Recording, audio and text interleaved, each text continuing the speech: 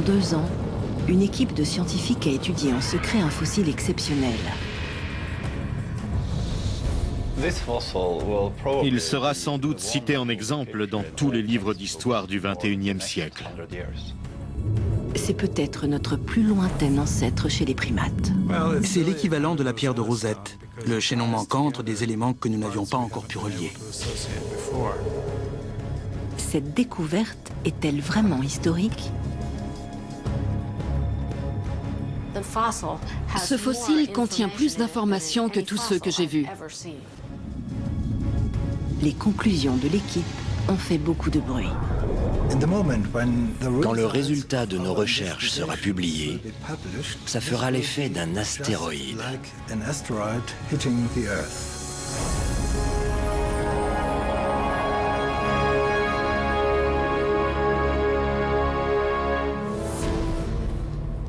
Il y a 47 millions d'années, les dinosaures s'étaient éteints depuis longtemps et les premiers mammifères commençaient à apparaître.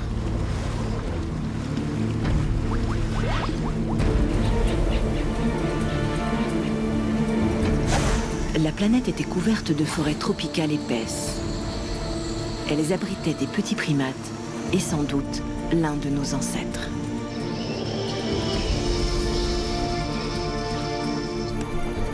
Les scientifiques ont toujours cherché des liens entre l'homme moderne et son passé préhistorique.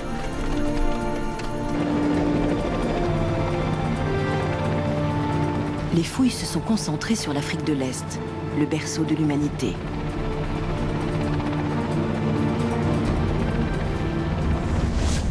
Dans les années 70, ils ont trouvé le chaînon manquant entre les grands singes et les hommes.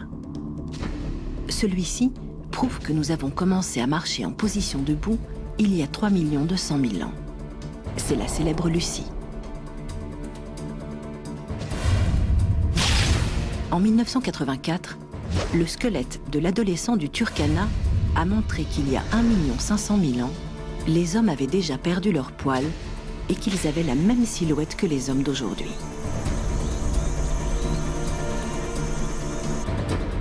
Les scientifiques ont poursuivi leurs recherches de fossiles encore plus anciens pour faire le lien entre les primates et les premiers mammifères.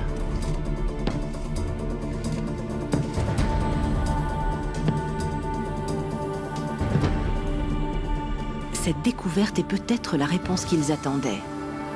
Elle ouvre de nouvelles pistes et pourrait révéler l'origine de tous les habitants de la planète.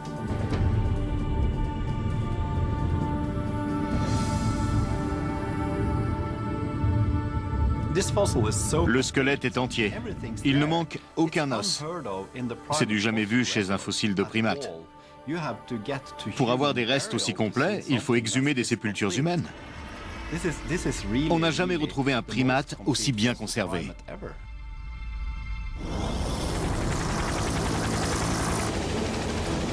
Le paléontologue Jorno Rum de l'université d'Oslo consacre sa vie à la recherche de fossiles.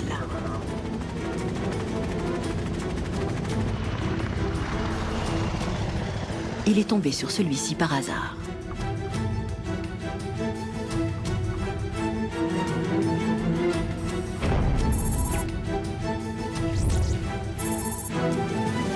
Tout commence en décembre 2006 au Salon international des minéraux et des fossiles à Hambourg.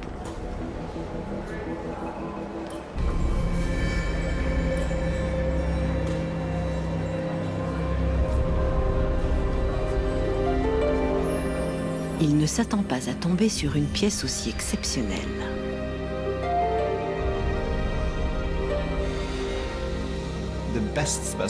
Les plus beaux spécimens ne sont jamais exposés. Ils circulent toujours sous la table, comme on dit.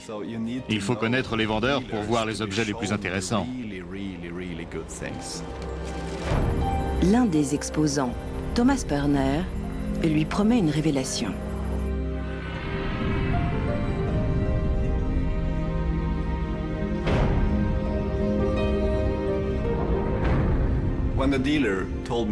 Au milieu de la journée, au salon de Hambourg, un vendeur m'a proposé de prendre un verre avec lui.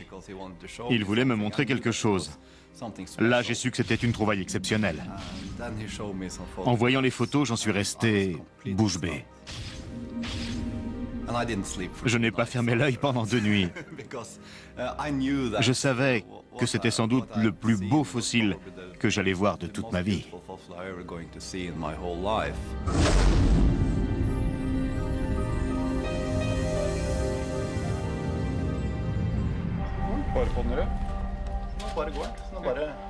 Jørn Norum filme le moment où il le découvre.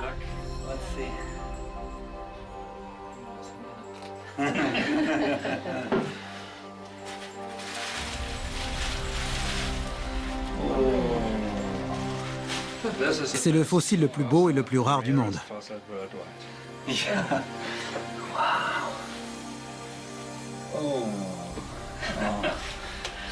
Il est magnifique, magnifique, Un pied complet et les 2 mains. incroyable.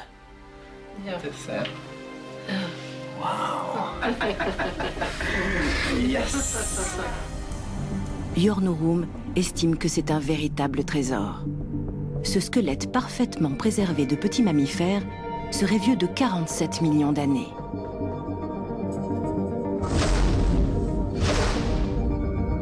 Il sait qu'il faut faire vite. Des chasseurs de fossiles sont sur l'affaire. Il doit l'acheter pour que la communauté scientifique puisse l'étudier.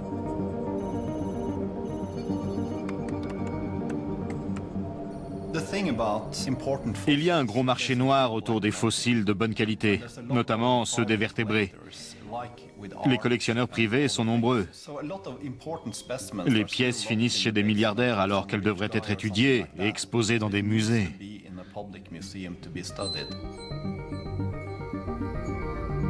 Le vendeur en demande environ 1 million d'euros.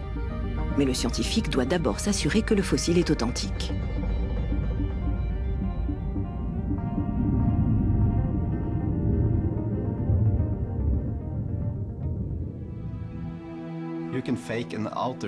Un faussaire peut reproduire l'aspect extérieur d'un os, mais pas sa structure interne.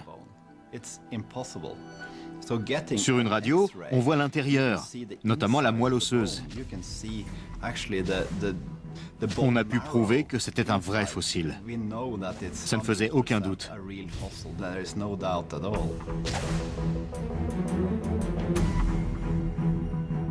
Jørn Norum réunit les fonds, achète le fossile et le fait expédier à Oslo.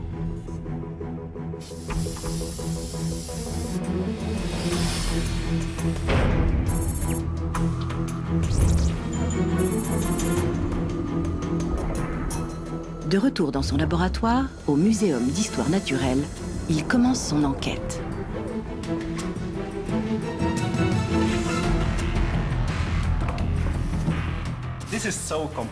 Même dans mes rêves les plus fous, je n'aurais pas imaginé trouver un fossile de 47 millions d'années aussi complet.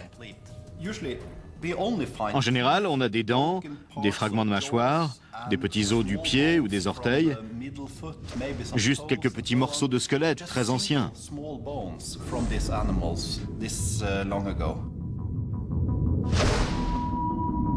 L'état de conservation du fossile est étonnant.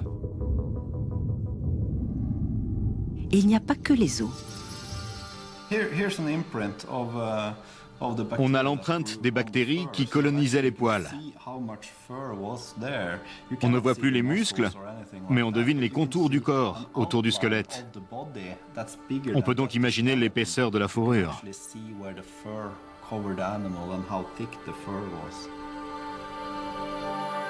Immédiatement, un détail saute aux yeux de Jørn Norum.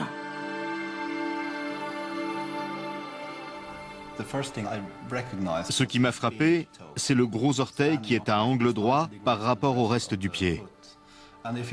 Si on regarde de plus près, on s'aperçoit aussi qu'à l'extrémité, il y a des ongles et pas des griffes.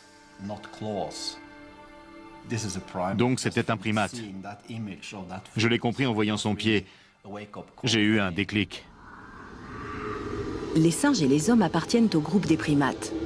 Ils ont une caractéristique commune, 4 doigts et un pouce opposables. C'est aussi le cas de ce fossile de 47 millions d'années.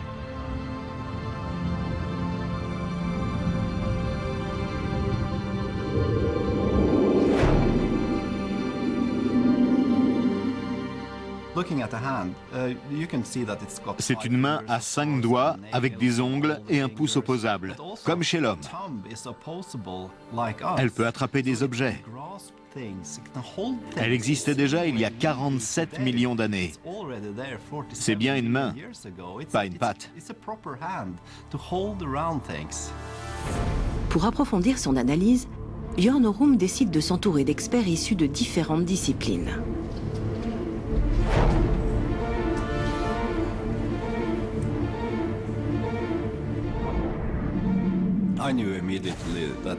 J'ai tout de suite compris l'importance de ce fossile.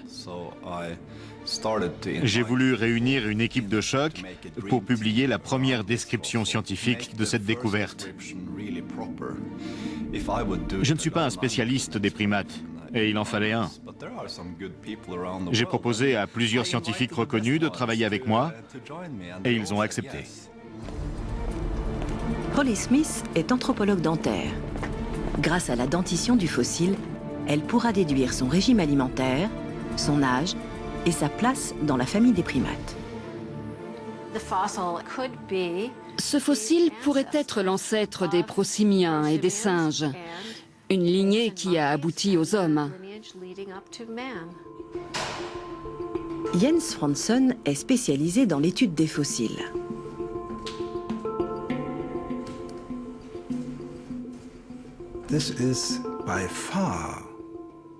C'est de loin le primate le plus complet. On a tout le squelette, mais aussi le contour des tissus mous et le contenu de ses viscères. Que demander de plus?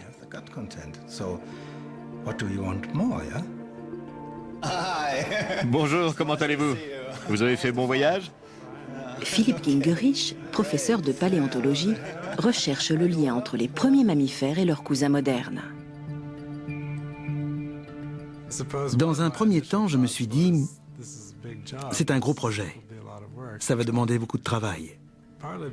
Notamment parce que ça ne ressemble à rien de connu.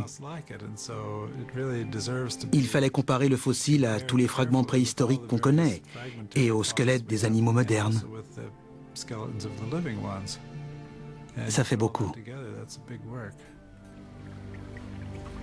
L'équipe veut être sûre de ses conclusions avant de les rendre publiques.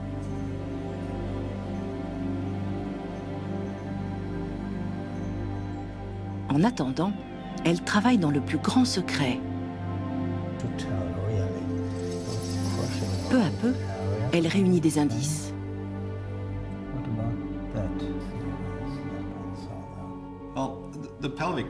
La région pelvienne permet de déterminer le sexe, d'après la présence ou l'absence du baculum.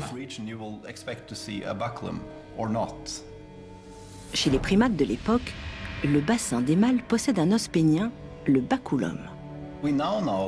L'examen du spécimen a montré qu'il n'en avait pas. C'est donc une petite femelle qui vivait il y a 47 millions d'années.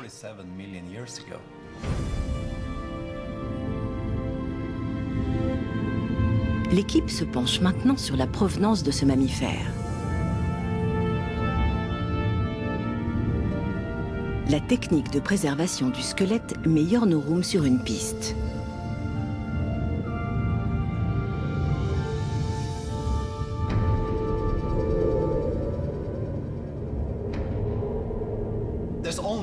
Il n'y a qu'un endroit dans le monde où le transfert des fossiles se fait dans du polyester.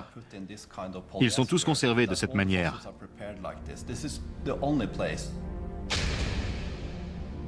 La plupart des grands fossiles de primates viennent d'Afrique. Celui-ci est coulé dans la résine, une méthode typiquement allemande.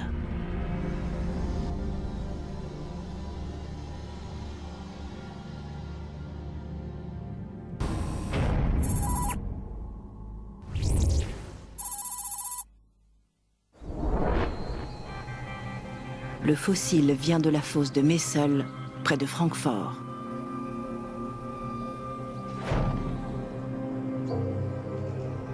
C'est un gisement exceptionnel.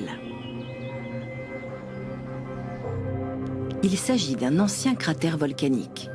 On y trouve un très grand nombre de fossiles de l'Éocène, qu'on situe entre 55 et 33 millions d'années. À l'époque, les dinosaures avaient déjà disparu. Les animaux retrouvés dans la fosse sont des oiseaux, des reptiles et des amphibiens. On peut encore deviner leurs plumes, leurs écailles ou leur peau. Il y a aussi des insectes comme les plus grosses fourmis connues et des scarabées dont la carapace est encore colorée. Les paléontologues ont pu étudier des chauves-souris, des serpents et même un cheval primitif de la taille d'un petit chien. Ces animaux sont les premiers représentants des espèces modernes.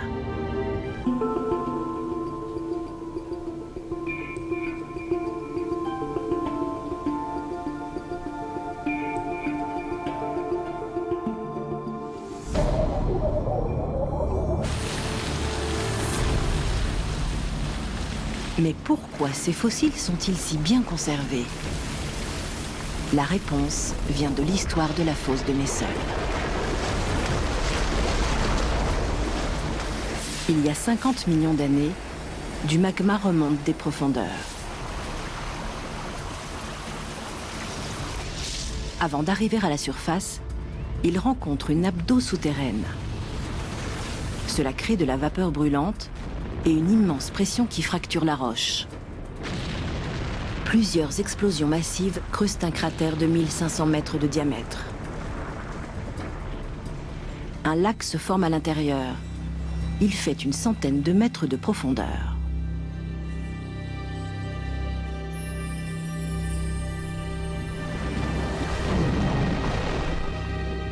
Quand des animaux tombent dans l'eau, ils coulent et sont recouverts par la vase.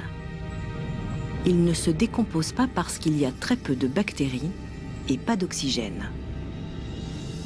Ils restent au fond plusieurs millions d'années, aplatis par des tonnes de boue.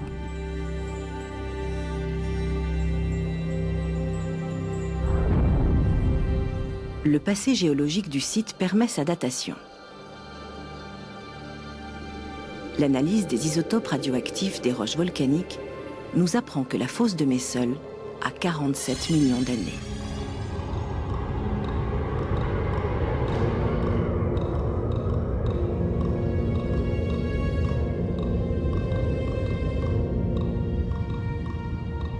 Depuis l'Éocène, le paysage européen a évolué.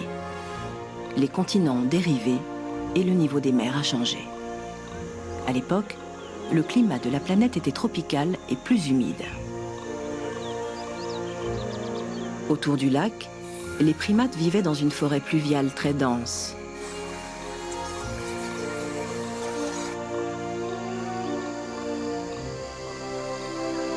Dans le ciel, il y avait déjà des oiseaux et des chauves-souris.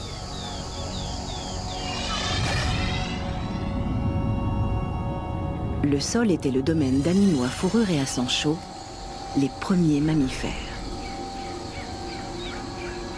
Le fossile de Messel était un petit primate arboricole. Son squelette donne des informations sur son comportement.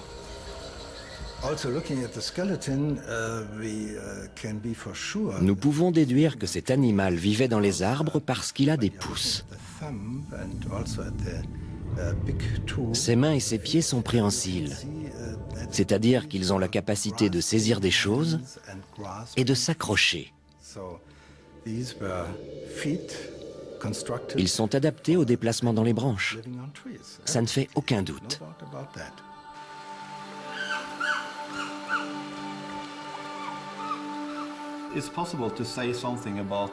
On en apprend aussi beaucoup sur la taille des muscles en étudiant l'endroit où ils sont attachés aux os. Ce squelette a des membres très courts et très puissants pour un animal si petit.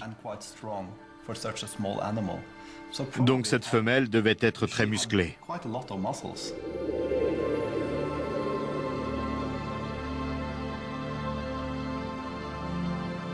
Le portrait du petit primate se dessine peu à peu.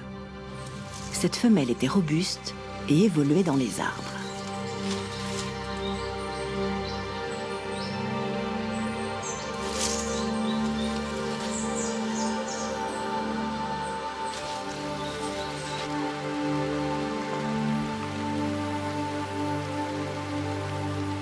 Que mangeait-elle? Pour le savoir, il faut examiner sa dentition.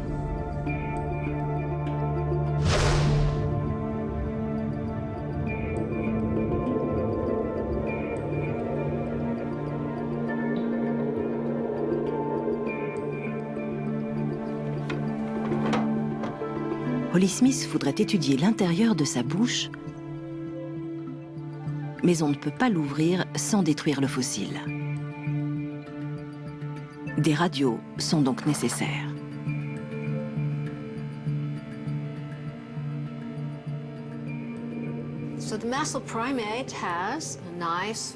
Le primate de Messel semble avoir une belle dentition assez polyvalente.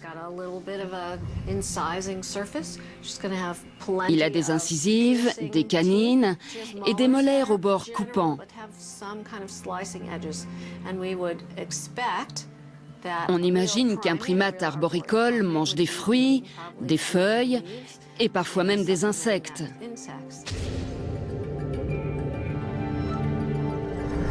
En plus de la dentition et de la fourrure, les scientifiques disposent d'autres détails exceptionnels.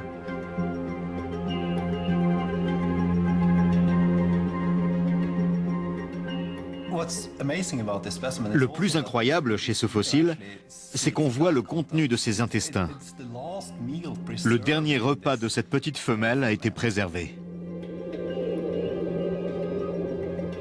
C'est un vrai travail de détective. Il faut décoder la structure moléculaire des aliments.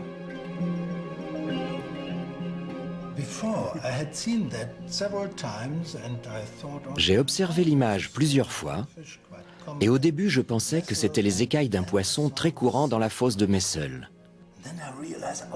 Ensuite, j'ai vu la structure des cellules, et j'ai compris que c'était les restes d'une plante. La forme et la composition de cette particule m'ont immédiatement fait penser à une graine.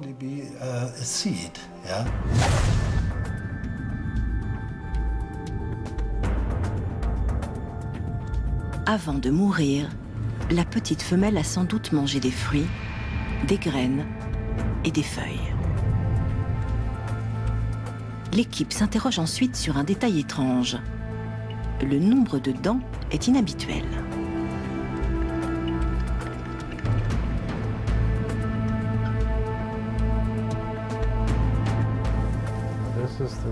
Voici la radio latérale. Le contour des dents correspond parfaitement. Pour résoudre cette énigme, il faut des clichés encore plus précis. L'Institut de recherche Senckenberg en Allemagne est spécialisé dans la tomodensitométrie. Cette technique de scanner prend des radios en coupe d'un sujet et des ordinateurs puissants les assemblent pour créer une image en 3 dimensions.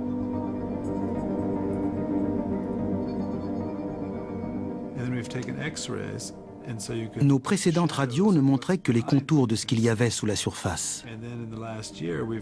Grâce aux images tomodensitométriques prises depuis un an, nous voyons les différentes couches superposées.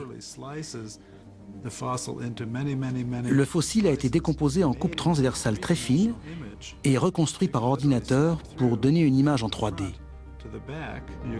On peut donc avancer et reculer pour se promener à l'intérieur du corps. Il n'y a plus de secret pour nous. Pour analyser les résultats, l'équipe fait appel à Jörg Abersetzer, le responsable du scanner.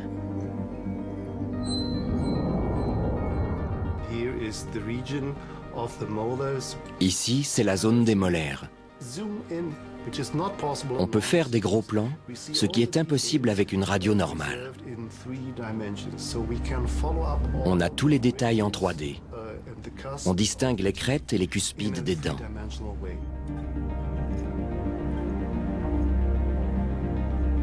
La tomodensitométrie permet d'affiner les recherches.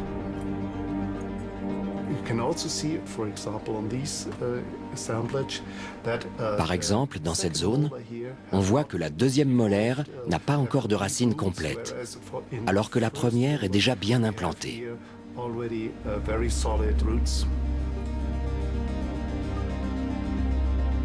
Voilà pourquoi la dentition intriguait les chercheurs.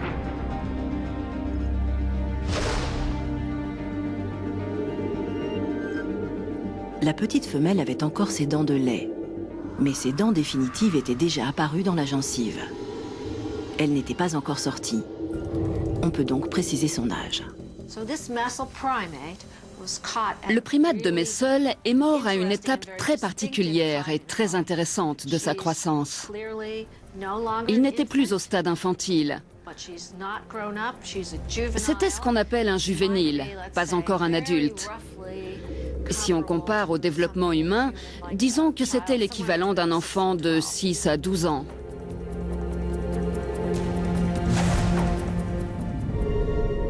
Yornorum décide de lui donner le prénom de sa fille de 6 ans, Ida. L'équipe a maintenant assez d'informations pour en faire une version numérique et l'observer sous tous les angles. C'était un animal à sang chaud et à fourrure. Elle mesurait 1 mètre avec la queue. Cette dernière lui servait à garder son équilibre pour courir dans les arbres à 4 pattes.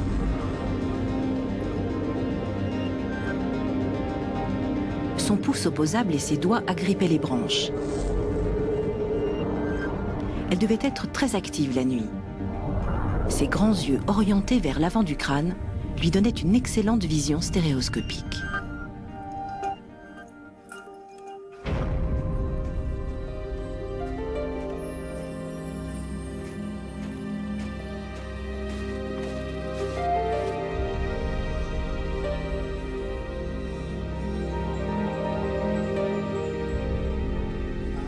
L'enquête progresse, mais il reste encore des zones d'ombre.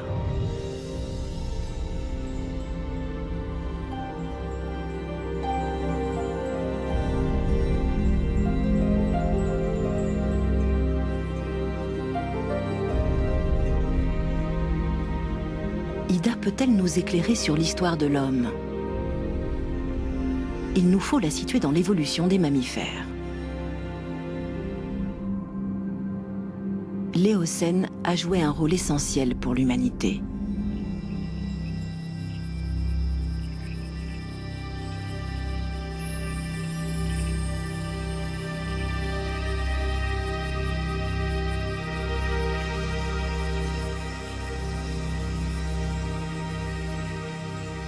Sans les bouleversements de cette période, les hommes ne seraient pas là. À l'époque, les primates se séparent en 2 grands groupes. D'un côté, les prosimiens, la branche non humaine. Leurs représentants actuels sont les lémuriens.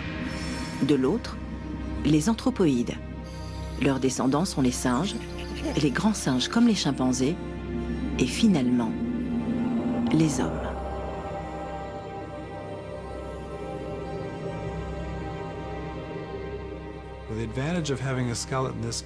Un squelette aussi complet permet d'établir des connexions entre les animaux. Étudier l'évolution des primates, cela consiste surtout à observer la diversité des espèces actuelles et à remonter dans le temps pour connaître la place des singes, des grands singes et des lémuriens dans l'histoire. Il faut par exemple savoir lesquels étaient déjà présents à l'Éocène. Où se situe Ida? À quelle branche appartient-elle? Jusqu'à présent, tous les ossements de primates retrouvés dans la fosse de Messel sont semblables à ceux des lémuriens. À cause des autres spécimens retrouvés à Messel, on penche immédiatement pour la thèse d'un lémurien primitif. La plupart des lémuriens ont la taille de petits singes, avec le même type de comportement. Pourtant, ils ne sont pas sur la même branche de l'évolution. Ils ont à peine changé depuis 47 millions d'années. Si Ida est une lointaine cousine des lémuriens modernes, elle ne peut pas être une ancêtre des humains. C'est donc un point décisif pour l'enquête.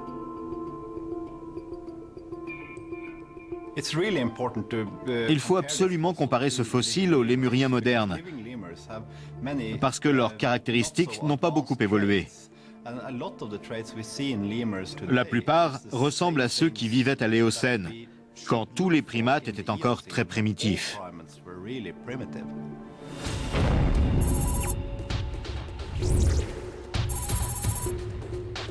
Holly Smith se rend au centre des lémuriens de l'université Duke en Caroline du Nord. C'est le plus grand site de recherche sur les primates de la lignée non humaine.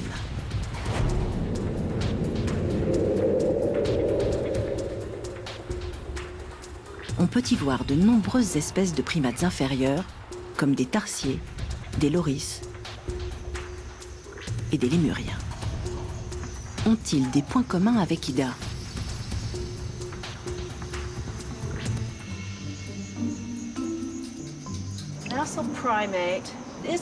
Le primate de Messol ne ressemble à aucune espèce moderne. L'une des grandes questions est: ces traits sont-ils assez généraux pour qu'ils soient l'ancêtre commun des primates supérieurs, comme les singes et les grands singes, et de ces animaux? Ou vient-il de la lignée des lémuriens, déjà séparés des anthropoïdes? Holly Smith cherche d'éventuelles similitudes entre les lémuriens du centre et Ida. Aujourd'hui, un loris va être examiné par le vétérinaire. On fait son bilan de santé annuel sous sédatif. Certaines caractéristiques prouvent qu'il n'est pas apparenté aux humains.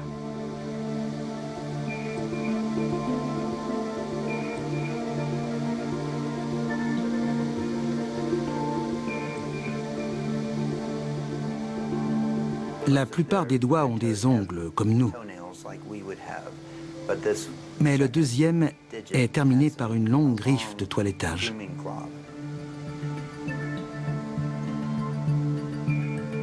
Tous les primates inférieurs en possèdent une sur les pattes arrière.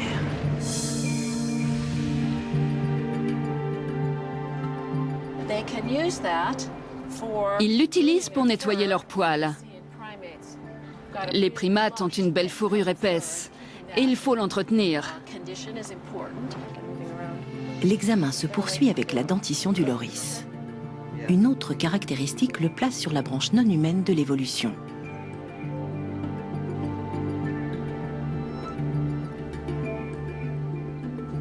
En haut, il a des incisives et des canines. Mais en bas, il a ce qu'on appelle un peigne dentaire. Chez ces animaux, les incisives et les canines inférieures sont soudées, alors qu'elles sont séparées chez les hommes et les singes.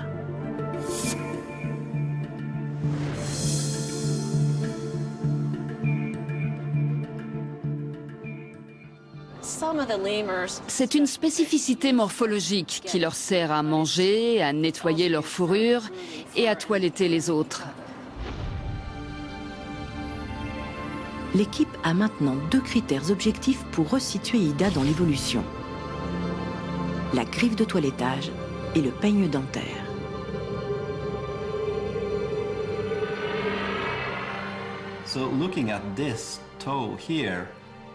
Ce doigt a la même taille que les autres et aucune extrémité pointue comme la griffe des lémuriens. Au bout, il a un ongle, comme les autres doigts. L'autre grande caractéristique des lémuriens, c'est le peigne dentaire. Normalement, il doit être au bout du museau, mais là, il n'y en a pas.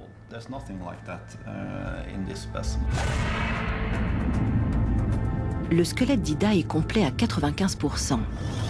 La griffe ou les dents n'ont pas pu tomber quand il a été exhumé ou coulé dans la résine. Conclusion, elle n'en a jamais eu. Contrairement aux autres fossiles de Messol, Ida ne serait donc pas un lémurien. Elle doit appartenir à un autre groupe.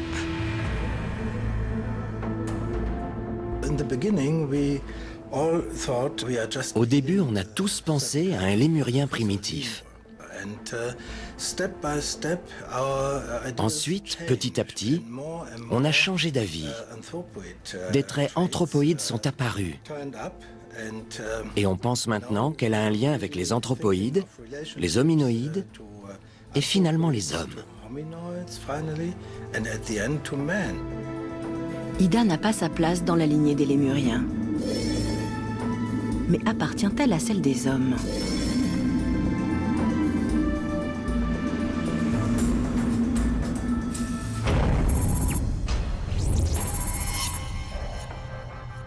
L'enquête continue dans les forêts d'Afrique de l'Est avec nos plus proches parents, les chimpanzés.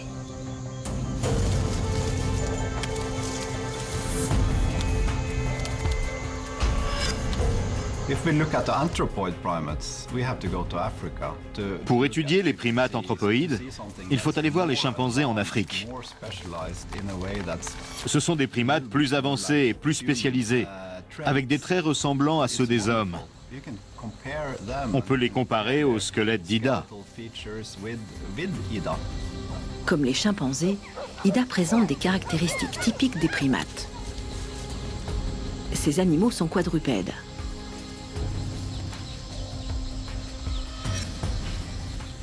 Leurs pieds et leurs mains possèdent 5 doigts presque identiques. Ils ont un pouce opposable pour grimper dans les arbres et passer de branche en branche.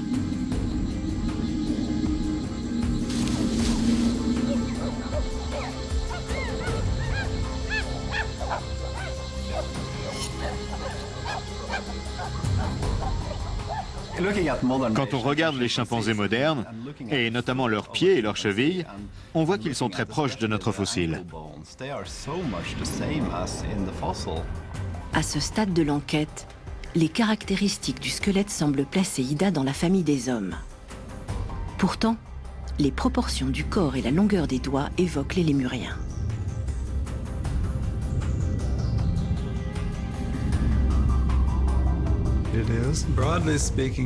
Disons que c'est un singe lémurien. Quelle est la part de singe et celle de lémurien? C'est ce que nous essayons de savoir. Je dirais qu'il fait le lien entre les primates supérieurs et un animal plus primitif de l'Éocène.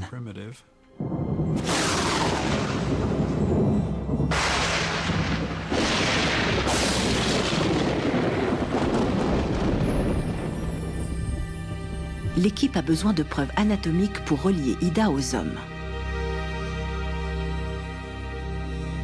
Depuis la théorisation de l'évolution, l'existence d'un chaînon manquant entre les animaux et les hommes reste une question cruciale. En 1859, dans L'origine des espèces, Charles Darwin a démontré que les hommes et les singes avaient un ancêtre commun.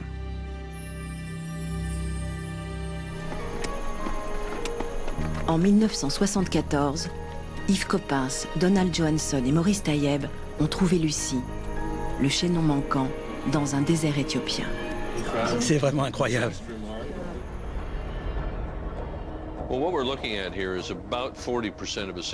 Voici environ 40% du squelette de Lucie. C'est ce que nous avons retrouvé en 1974. Ce qui est étonnant, c'est qu'on a des fragments des membres supérieurs, les bras, inférieurs, la hanche et le tibia, de la colonne vertébrale et des côtes. Si on les assemble, on peut visualiser sa silhouette.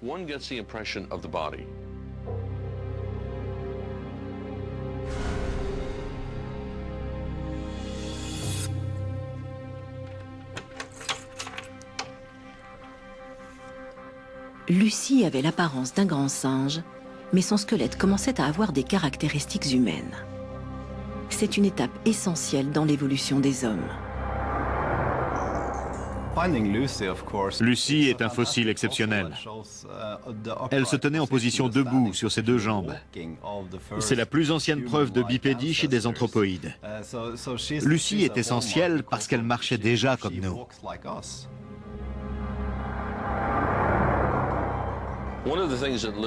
On peut voir à quoi ressemblait son bassin. La région pelvienne est déterminante pour expliquer le mode de locomotion. Par exemple, si on prend un animal qui marche à 4 pattes, un quadrupède comme ce chimpanzé, on voit que les os des hanches Ceux qui sont juste ici sont face à l'avant. Chez l'homme, les os sont orientés vers le haut. Les muscles du dos arrivent sur les côtés. Ils ne sont plus vers l'arrière. Ils servent à stabiliser les hanches. Quand nous marchons, nous pouvons nous tenir droit, alors que les chimpanzés se dandinent d'un côté sur l'autre, parce qu'ils se déhanchent. Les quadrupèdes, comme les chimpanzés et Ida, ont un bassin très différent des bipèdes.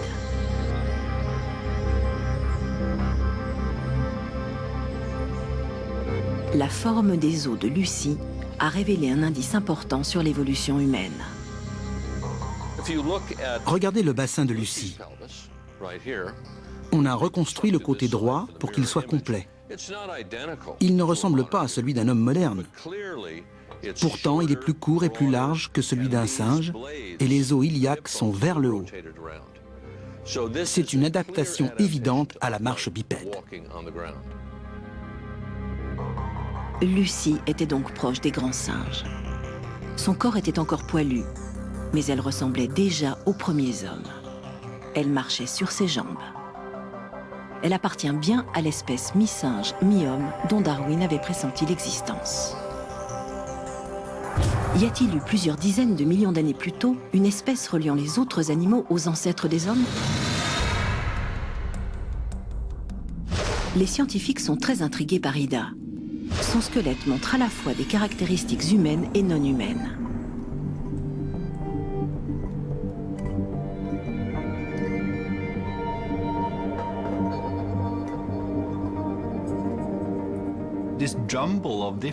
C'est une combinaison de traits physiques très intéressante.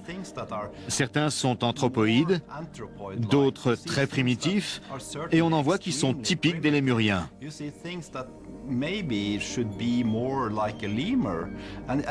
Ils sont tous réunis dans un seul squelette.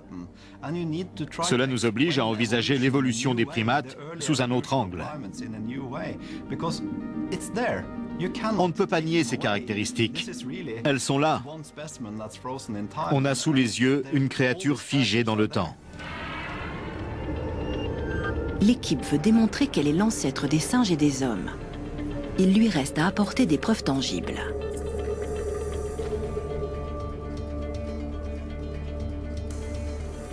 Le bassin de Lucy a montré qu'elle faisait le lien entre le singe et l'homme. Il faut trouver l'équivalent chez Ida.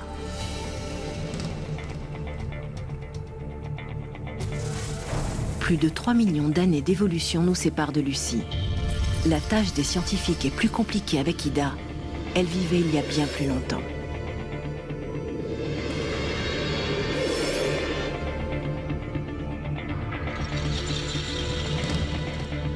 En examinant son squelette, les scientifiques font une découverte intéressante.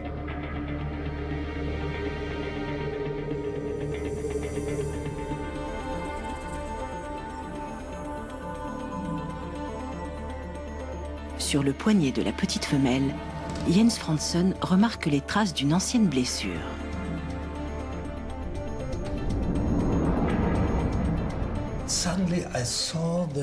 J'ai vu des petits fragments d'os et une structure très fine en surface, typique de la consolidation osseuse. Là, j'ai compris.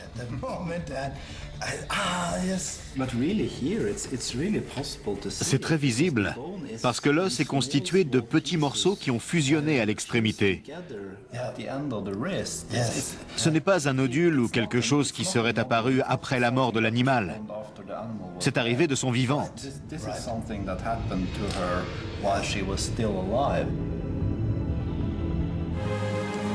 L'eau du lac de Messel était souvent recouverte d'une nappe de dioxyde de carbone. Ce gaz mortel mais invisible sortait du sous-sol.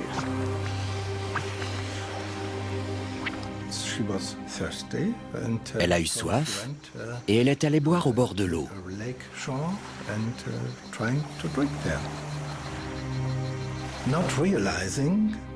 Elle n'a pas réalisé que c'était une mauvaise idée. Une nappe de gaz toxique flottait sur le lac. Elle a dû perdre connaissance Elle est tombée et s'est noyée.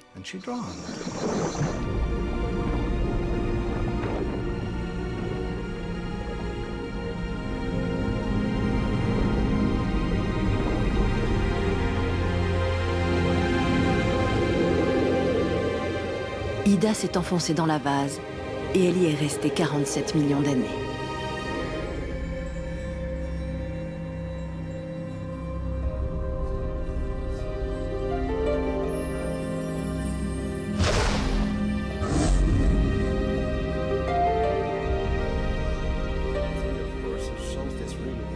Pour l'instant, l'équipe a une intuition, mais rien pour l'étayer.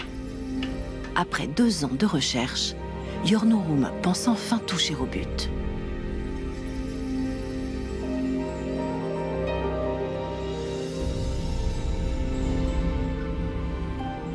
The ankle bone, the so-called talus in the mesoprimate, shows exactly Chez le primate de Messel, the evidence l'os de la cheville, le talus, est le même que le nôtre, sauf qu'il est plus gros chez nous. C'est le même type d'articulation.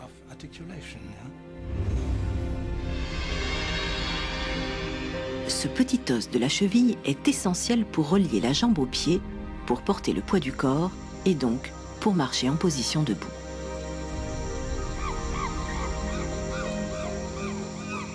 Sous cette forme, ce petit os n'appartient qu'aux singes et aux hommes.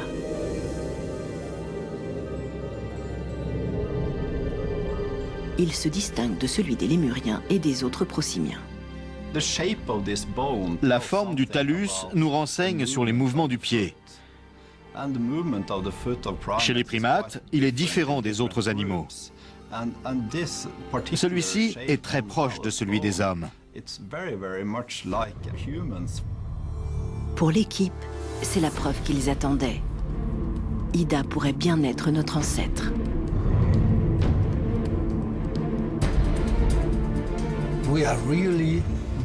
C'est l'un des tout premiers anthropoïdes qui vivaient à Messel.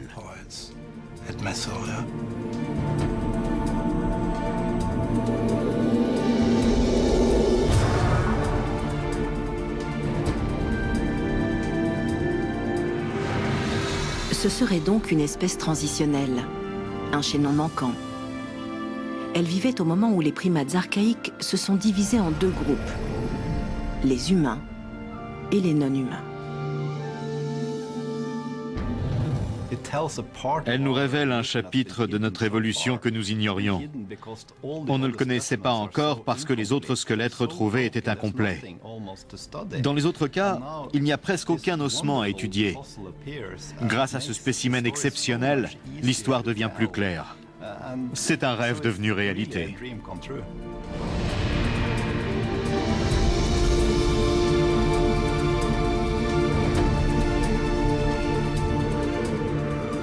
Mais la théorie de Yornorum divise la communauté scientifique. Certains doutent que cet animal soit vraiment notre ancêtre.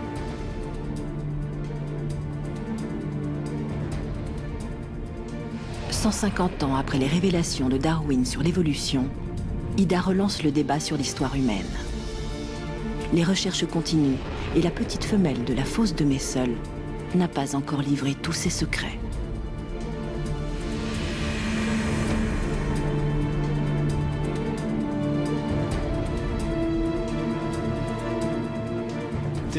Nous pensons que ce fossile est très important pour notre lignée.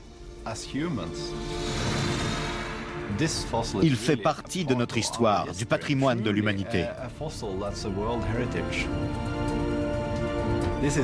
C'est le premier lien vers l'évolution humaine avant que l'homme se divise en plusieurs groupes ethniques. Ce type de découverte est l'héritage du monde et appartient à tous les hommes.